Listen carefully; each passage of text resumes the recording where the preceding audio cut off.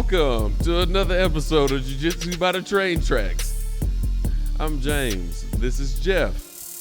Today is July the 4th, and we are here on a happy Sunday morning, chilling out, enjoying this beautiful day and our lovely new window tint in our facility. It's so much cooler in here, isn't it, Jeff? It is nice in here. You guys did a good job. You know, the sun tends to beat down the inside of the building, this past weekend, yesterday specifically, very own James and Alex came in and set up the tent, and it's nice, you know, just in time for the fireworks. Oh, yeah. That we're going to be experiencing tonight on this fine Independence Day. Which, America. you know, of course, you guys watching this, it'll be probably a week. Last or week. 3. When this came down. Or 3 weeks. Just depends, but... just in time for August the 1st. Yeah, you know, we're getting up the episodes as often as possible, regardless of how good they are, regardless of... Hey, you ain't doing it. Yeah, that's right. You getting know? this content for free. Hey, look at this. This is, we're doing this for free, ain't we? Yeah. Yeah. Oh, which brings me to our next thing. You can support the show if you like. Support us. Yeah, if you like seeing us talk a bunch of nonsense and sometimes jiu-jitsu related content. Yep. You can go to anchor.fm/JJTT. That's anchor.fm/JJTT and support us today. It's a little shameless plug for you. Yeah. Or just give us money. Just Just send give money. us money. Send Yeah. money. Feed the homeless. Feed these homeless children. We're trying to build a school. We're trying to feed your children through jiu-jitsu. I'll cut that part out. Cut that part out, Jeff. I don't know what I'm saying. But I do like the part about just handing over cash. Just if you give see us James. money. Right, yeah, we're Just walking give down us the money. street and you're just like, hey. Hey, there's that guy. His that money. Juju by the choo-choo, guys. There you go. There you go. Just money. Just give us your money. This So- is robbery. This is wrong. This is a robbery. Give us your money. You probably shouldn't say that. Yeah, me specifically. You specifically Me probably specifically should not say that. A large black man asks for money is never. Start hearing some loud knocks on the door, you know. Oh yeah, that's it. Now we got the police out here, and we gotta wrap this up quick, guys. Does that back window open? He's an honest man, I swear, officer. So I got an email from YouTube. By the way, we are on YouTube, so if you're listening to this on any of our audio platforms, go ahead and hop on the interwebs and subscribe to our channel. Yeah. But they send me an email regarding how to get more followers, how to solicit loyalty from your fan base, which, you know, we've got a pretty consistent number of views on each video, so I'm sure that there's people that like enjoy the show and want us to keep doing it. But it is tough to try to gather exactly what it is that you guys want. Yeah. You know, one of the suggestions they gave us was, you know, what are your catchphrases? And I was like, catchphrases? It sounds like Juju by the Choo Choo. Juju by the Choo Choo's pretty good. Yeah, Yeah. that's not bad. Either did you make that or was that Mike? That was all me. That's right, Jeff Spain original. I mean, let's be honest. Who really drives this show? Yeah. Oh wow. Whew, Jesus. You like how the AC just turned on? Yeah, that's like lightning striking. Okay, so this is going to be your moment. I'm going to let you continue talking on the mic while I cut off the AC. Okay. All right, and you're going to try to figure out what our catchphrases are, okay? Oh, okay. So we have Juju by the Choo Choo. We have Jeff constantly doing the backslash moment because that's always a thing. Anytime Jeff describes something, he has to find a reason to throw a karate chop in there. Just look back through every ad he's done, every video, every episode. There's a moment where Jeff does this slashing hand motion. There you go. Yeah, that's your thing, I think. You figured it out, man. It is. I figured it out as soon as you started saying Juju by the Choo Choo again. Backslash, FM, whatever, JJTT, backslash. You know what I got that from was, you know, one of the Mean Mike videos where he was showing. Yeah. Yeah, he was showing. What was he showing? I can't even remember which one, but you know, he was talking about. Was it a Nogi? Was that the Nogi Ezekiel one? I want to say ankle crush, but I don't know ankle crush I don't know.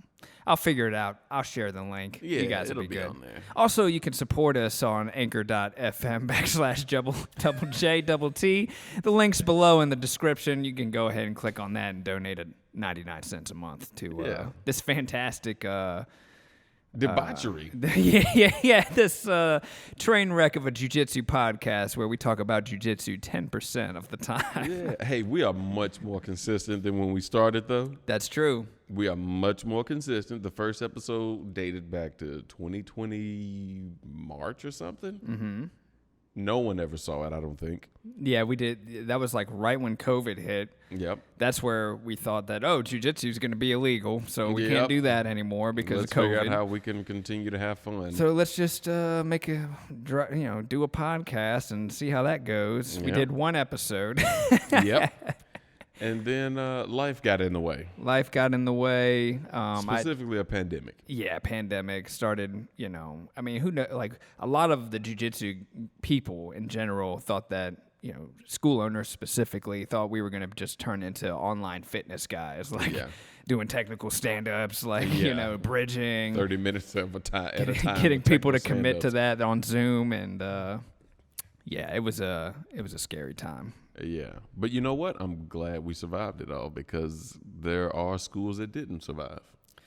Yeah, you're not kidding, man. And being in the state of Tennessee, I think Tennessee was also like one of the biggest hot spots for COVID outbreaks, too. Yeah. Because we're stubborn and we're just like, we're going to keep doing jiu-jitsu.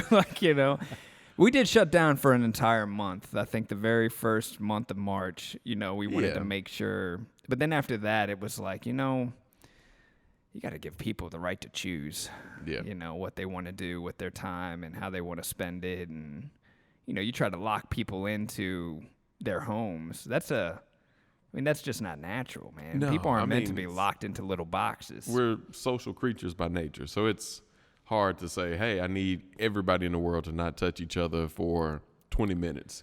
Hey, you know how you do get people locked into their little boxes, right? How? There's two ways, okay? One, Lord. zombie apocalypse. I doubt it. No, you don't think that would keep people inside? No. Okay, two, alien invasion.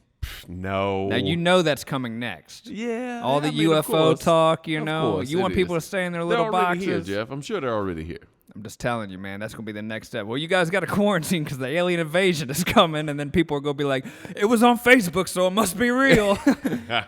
Dude, I'm telling you, zombie apocalypse and alien invasion, people would still be outside because they're the people that, one, don't believe it, and two, the people that want to see an alien, regardless of what it's going to do to them. Good example. Do you remember in Florida, maybe about 7 years ago, when bath salts got really prevalent and the guy ate a dude's face in the middle of the interstate, I think? Yeah, that was pretty wild. Like, that was zombie apocalypse for me. I was like, holy crap, this is it. Yeah, because I think like, a lot I of got to people... go to the house, but I didn't. I stayed at work the rest of the day. I kept working, and I was like, all right, well. Reason and logic started setting exactly. in. Like, oh, yeah, no, he's not going to kill us all. He's just this one guy. And it was horrible. Like, he ate a homeless dude's face. That is pretty crazy. Bath salts. And that wasn't even the first time. Like, that was one case. I think there were like maybe one or two others. Of all the legal drugs, for that matter. Who even thought of that? Bath salts started flying off the shelves after that, you know? And so did people's faces. So did people's faces, yep. That's horrible. So it's pretty funny, though. One of the things we wanted to address on today's show is we wanted to do a giveaway, okay? And we figured this was a help you, help us kind of situation. Yeah. So here's the giveaway. What you guys are going to get, okay, for commenting your favorite podcast moment. Jeff's lovely on Hawaiian this shirt. episode. Your favorite. Yeah, if it's my Hawaiian shirt, go ahead and comment below. Doesn't matter what the podcast moment is. We're just looking for a slew of comments that are going to enter into a drawing for this free t-shirt, the now serving fresh rolls, right? Which is very specific. See how I pointed? Mm-hmm. James is like, what are you pointing at, Jeff? Nothing, but it's because in post, we're going to show the image of the t-shirt, and you guys are going to be like, I got to get this t-shirt. Yeah. I got to comment my favorite episode. I got to comment that Jeff's Reggie voice is off the chain. I got to comment that James's pompadour in the episode with Dante Bard was pompadour? incredulous. You're jealous. It's not a pompadour. It's a man bun. No, I don't know what it's called. Yeah, I'm It's pretty an sure updo. I've heard somebody call it a pompadour. It's probably a pompadour. I'll also input that picture right here. Yeah. So yeah, let us know what your favorite moment or favorite comment was, because we want to give you more of that. And if this is not entertaining, we'll give you less of this. But I enjoy both. So Yeah, we're probably never going to stop this either. So yeah, regardless of what you say, it's only going to get better, even if it gets worse before it gets better. it has to get better. So what are some current events that have happened for us at our school here at Profectus Jiu-Jitsu Wilco out in Lebanon, Tennessee? Well, for one, we went out to Memphis, Tennessee back in May. And we took What was it, June? 3 of our now purple belt promoted students. So it was you, Alex, Cody. Cody achieved gold in his division. Alex got silver. Yep.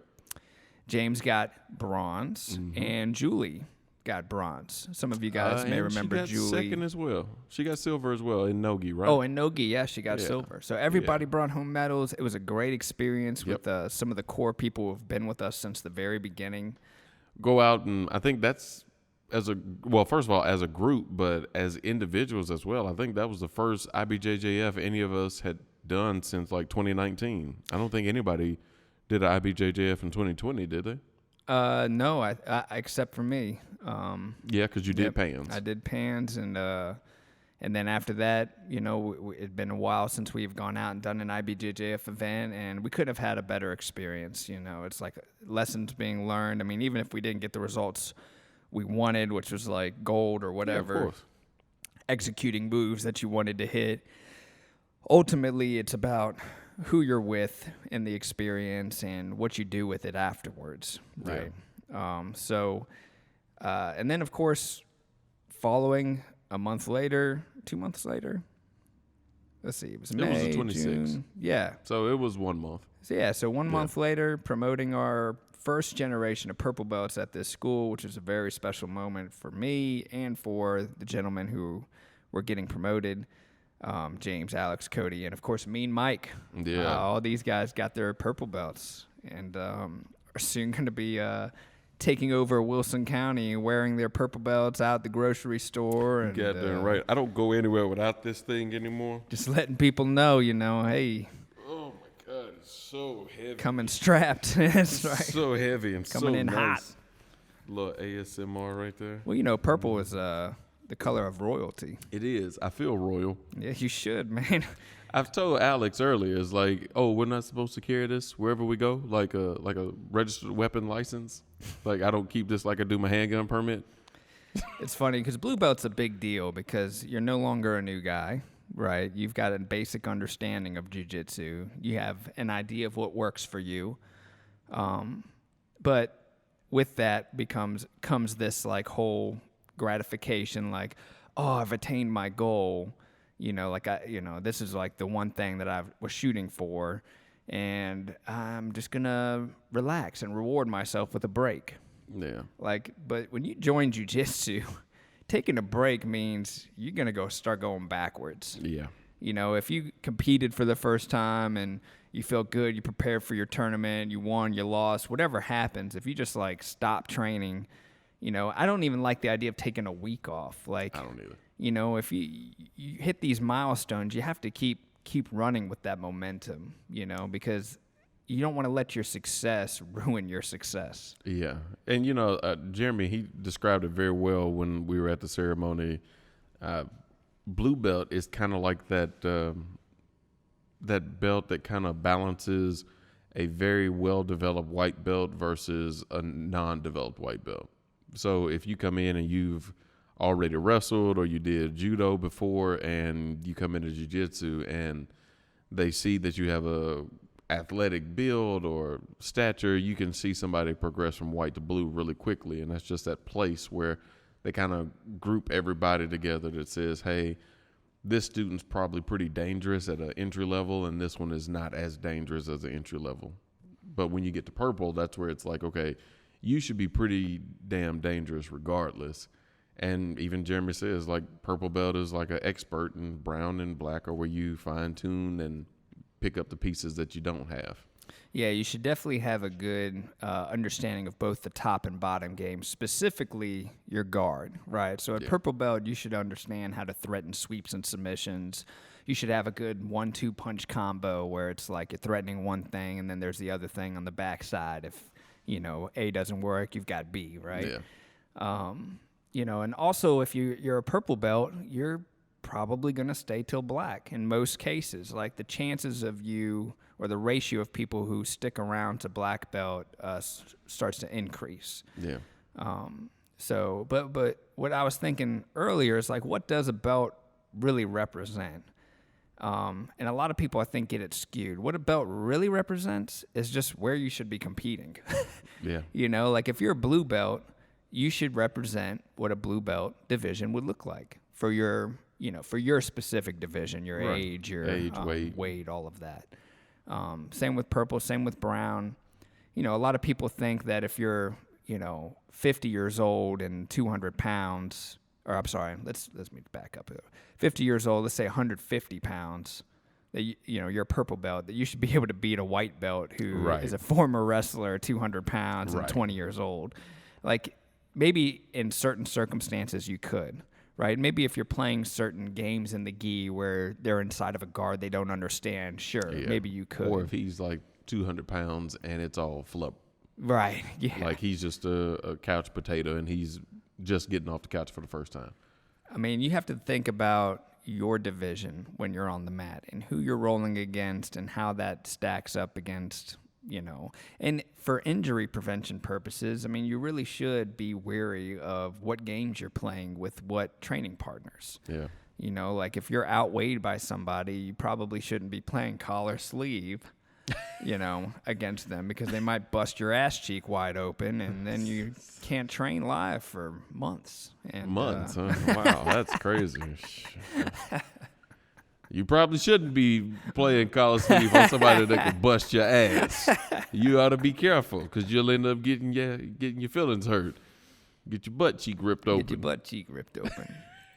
No, but it's a great time for our school, and you know, towards the end of the summer, I will be getting my black belt, which I'm super proud about. It's been a long road, and how long you been training? Total time. I know you took a little bit off, but I think I started Jiu-Jitsu when I was 21. Okay. And you know, I trained really to become an MMA fighter. Mm-hmm. But I didn't get my blue belt because I had stepped away from the sport for a while. You know, I was in my early 20s. I wanted to party, you know, and get up, you know. So like, I was chasing all the things young men chase. And but when I hit my mid 20s, you know, I kind of found where that lifestyle got me, which was nowhere and full of consequences. Yeah. And you know, at 25, I was like, you know, the last time I felt really good about the direction of my life was when I was training jiu-jitsu. Really? And I remember doing an in-house tournament as a white belt. Like I started training again at this different school. And I'm 36 now, or going to be 36 soon. So it's been a, you know, 15, 16 year endeavor of like failing and learning. You old as hell, dog. But rewinding back, I know, right? So 25 years old, I'm coming back to jiu-jitsu, and I've got like 3 or 4 stripes on my white belt, and there's an in-house tournament happening in Virginia Beach. So I'm from Richmond. We drove a couple hours, you know, down that way, and it was a Gustavo Machado school. And I remember going into my division, I had 2 guys in there, and I just submitted everyone. And I felt really good. And it was just that's probably the best tournament experience I've ever had, you know, because I probably went in there knowing I was ready for that blue belt, you know. And when I came back, you know, I remember like Gustavo joking with my professor, "Where's his blue belt, man?" you know. But that was like a really empowering moment for me, and it really solidified, you know, the feelings of like commitment to the sport as something that was a priority in my life. So did you get your blue belt after that tournament? Yeah, I really? sure did. Yeah, That's me and my primary training partner, this guy named RW. Mm-hmm. So RW was a little bit lighter weight than I was, but he was way more athletic and way more fit. But I trained I wasn't so much in the gym as a gym rat as I was like on the mat, like a dojo kind of guy, like techniques and stuff like that. So we would have really interesting battles where, you know, his athleticism could overpower my technique, or my technique and timing might trick his athleticism. And we also did stand-up together. I mean, he drove me to my first fight and cross-training events, and Nice. he was a super cool guy. Actually, you know, after my my second ever MMA fight in a cage, his sister asked me on a date, and I went on a date with her. And I guess I was feeling pretty full of myself because I was like, well, this girl asked me for a date. She's probably going to want to pay for dinner, too. Oh, my God. What in the hell? Jesus Christ, Jeff. Read You the know? room. So, yeah, super selfish when I was younger. But super anyway, she stupid. never called back. Of course not, Jeff. You're horrible. You are horrible. But he didn't hold it against me. In fact, I mean, I think he was, you know. Probably glad that it didn't work out. Yeah, you know, it's like. Things get weird. Things get weird. Yeah. Things get weird. Yeah. But that was an interesting time. And, you know, and after that last MMA fight, I kind of realized that that wasn't, you know, the path I wanted to go down. You know, I didn't want to go down the path of taking blows to the face and, you know. Not anymore, huh? Yeah, I mean, as much as it is fun to dish out that kind of pain, Yeah. it's like when you start receiving it, you're not really defending properly. Like, I just took too many shots, man, you know, and it catches up with you. That's what caused the brain damage. That's what caused a lot of the issues you see before you, you know. Like, nah, it wasn't, I didn't stay in it long enough, I think, for it to affect me in that way, Okay. you know. Well, it could have good, been all so- the other things I did before. Got you. So you just, Yeah, the lifestyle I was living before that. Well, that's awesome, man. I honestly, I knew that I remember you telling me about that tournament, but I didn't know you got your blue belt at the end of it. That's almost like Jeremy's Battle for Blue. Yeah, a little bit. It wasn't specifically for that. It wasn't like, hey, the winner gets their blue belt, you know, right then and there on the spot. But when we had come back from that trip, it was cool to get that promotion, you know. Yeah. Yeah, I didn't get that promotion, Jeff. I got 2 stripes. Hey, but you earned it at an IBJJF event in Nashville. I did. You know. With 3 stripes. So my very first IBJJF event, I lost, and we actually had a pretty tough day with a lot of our guys. Cody lost to Cody, Max, Hunter, you, and me. So I think Hunter had a victory. Was the only one outside of you to have a victory that day. He won by footlock in his first straight match. ankle. And then he was doing really well. And then ended up, and plus his division was very deep. Oh, yeah, there's like 16 guys in his, right? His weight class being a white belt. Yeah. So, you know, James is the last one to go up, and you know, I'm feeding off of, you know, like the whole like energy of losing. So I'm like still wanting to come back, but I'm doing it through my team, you know. And so I remember just like going crazy watching James, like, yeah, buddy, yeah, James, you know, like. That was a fun day. Yeah, James went out there and pretty much slayed his division. And what was really cool is being able to not only see him get gold, but also promote him on the podium to blue belt on that day. Yeah, that was a very special moment for me. It's your phone probably does it too, but if you use Google Photos, or a lot of them do it, they'll show you memories of certain days. And that day always comes back, and every time I see it, I get a little smile, just like, it's a pretty dope day. Yeah, no, that was good. That was great for morale. That was great for building just a stronger bond as a team, you know. Yeah. Like that picture of all of us together at the podium, that's still like the wallpaper on my WhatsApp group chat, just because I think it's a cool picture with all of us. Yeah, and those experiences are really what keep you in jiu-jitsu, right? It's like, man, like I want more of that. Yeah, I want to relive that moment as best I can or make more of them. Yeah, I mean, that's where it comes back to the 2 reactions you have. You're either going to have this reaction where you're like, wow, that was amazing. I'm never going to top that, so I'm just going to stop going.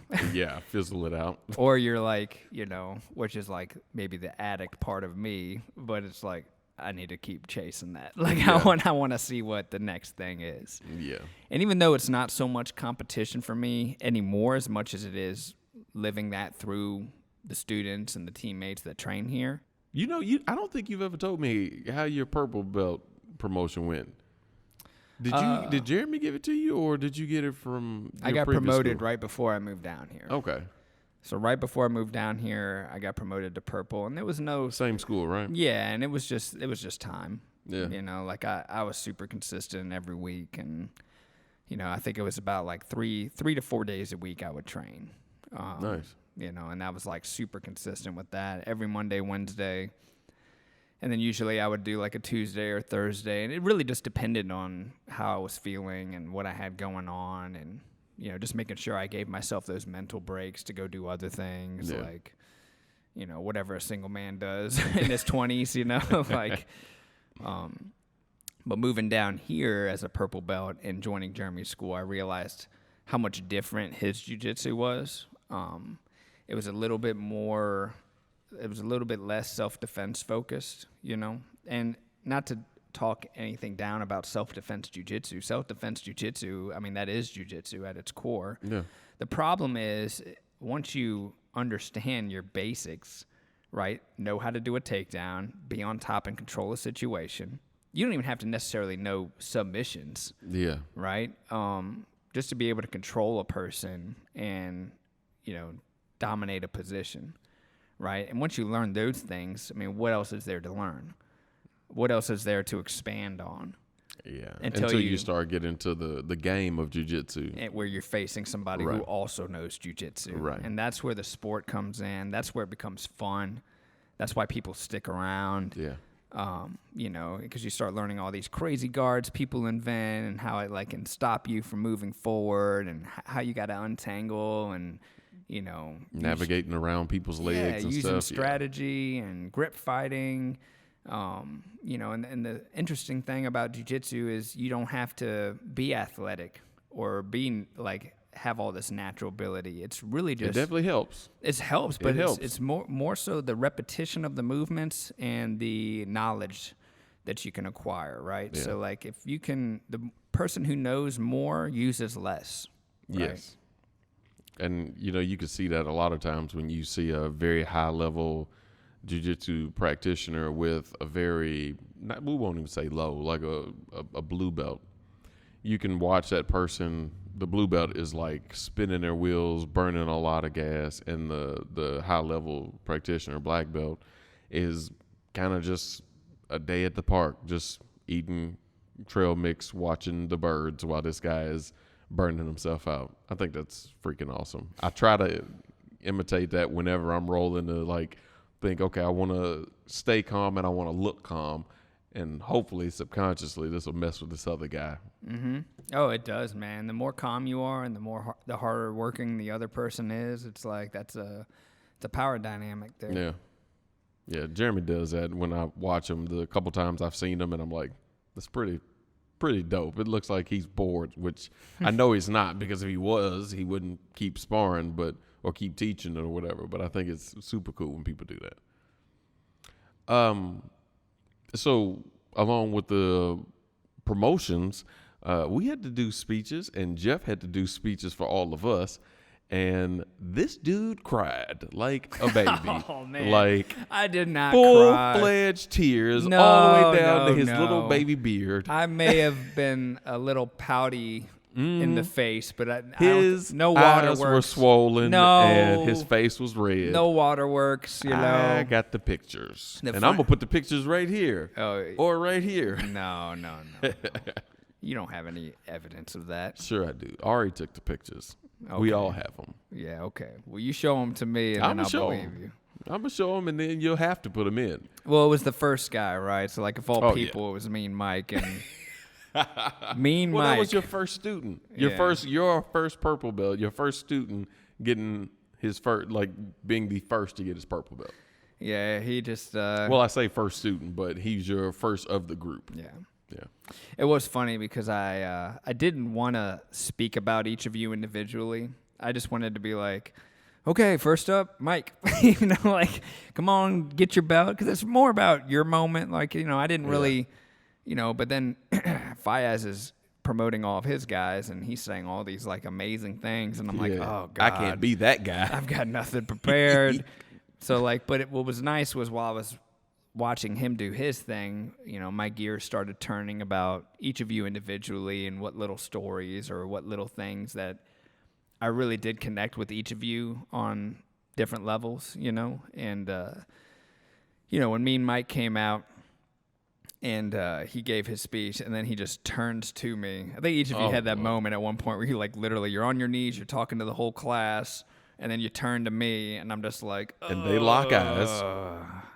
It's easy for me to be speaking when people are watching me. Like, I can speak, but when somebody's talking about me and then they're all looking, that's different. That's like, like, attention, oh, God. Yeah, don't notice me.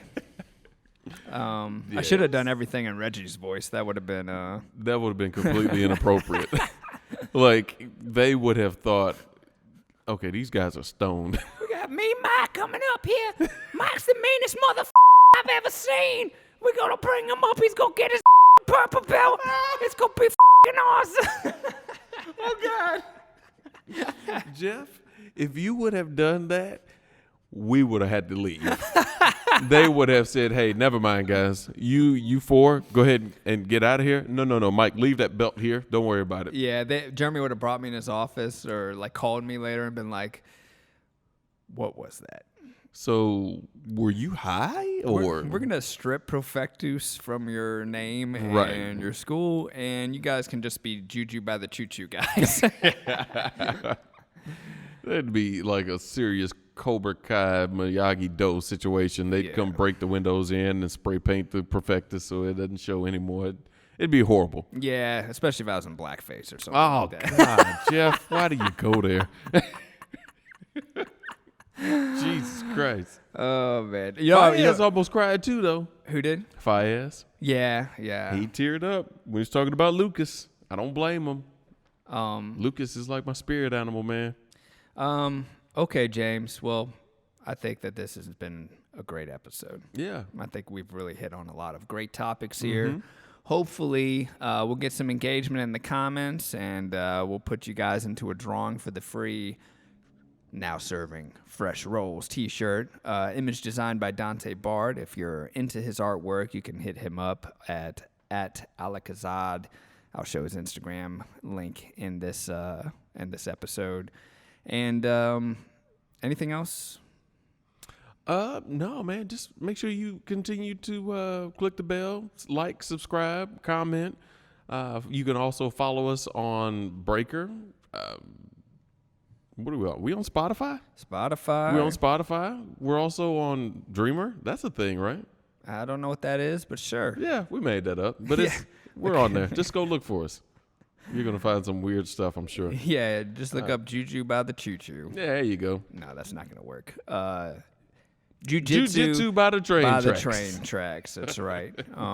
We did not forget the name of our podcast. And our Instagram handle is Jiu-Jitsu by the train tracks, all one word, but Jiu-Jitsu is without the dash. We might have to change that to Probably something so. a little bit more simple. Maybe that double J, double T. JJTT. Thank you for joining us, and hope you enjoyed your 4th of July. Don't hurt yourself with those firecrackers, kids. America! Yeah!